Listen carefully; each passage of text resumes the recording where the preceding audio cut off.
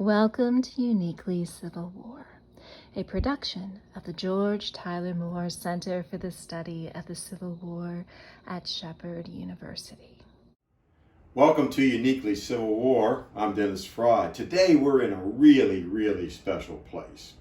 This is the Boonsboro Museum of History. And for those of you that are Civil War aficionados, you recognize the name Boonsboro.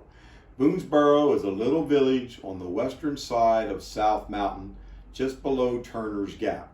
Played a very important role during the Civil War. In fact, it was a very large hospital center in the immediate aftermath of Antietam. Well, here we are today in 2020 in a building that is full of hundreds and hundreds of objects dating not only from the Civil War but from other eras as well. And today, for Uniquely Civil War, we will meet the proprietor of the Boonsboro History Museum. I'd like to introduce you to Mr. Doug Bast. Doug is the proprietor of the Boonsboro History Museum. He is a local legend, has been for several generations. Doug, when did you start collecting? And when I was 9 years old, my mother was interested in history. She was a teacher at the local schools here. And of course, I got that idea that I'd like to learn more about it. So she said, one Sunday, we're going to go to the Smithsonian.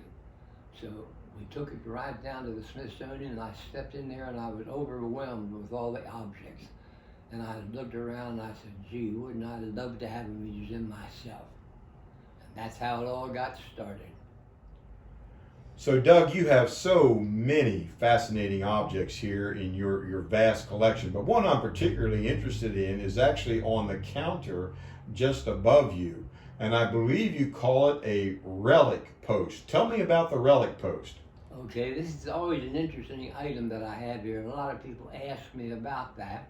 But the relic post was such that after the battle was over, oftentimes the soldiers in that battle would come back to the battlefield and see what they were actually fighting for. And so this is what that is. People would come back there, and sometimes the people would have the local kids find anything they could on the battle area. And so that's how it got started, because there were so many objects. It gave a good idea of what we have in the museum.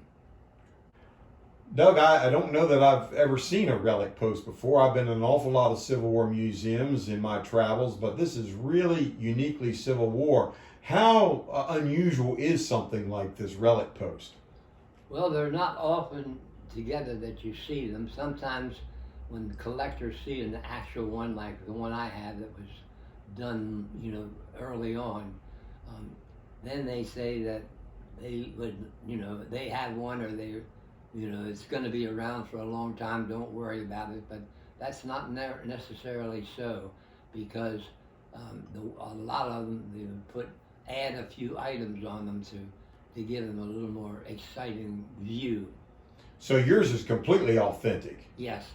Mine was done soon after where the soldiers started coming to the battlefields, and in that day you had plowed fields and they would pop up in there, and you would get to see them. So basically they're rare and when they have a good one. If you wish to visit the Boonsboro Museum of History, it is open by appointment, and Doug would love to give you a tour. He is an enthusiastic tour guide. He is passionate about what he's collected over the years. And there is so much more here than just the actual relic post itself that relates to the Civil War here in the Washington County, Western Maryland, Antietam battlefield region. So let me tell you something. This museum is full of objects that are uniquely Civil War.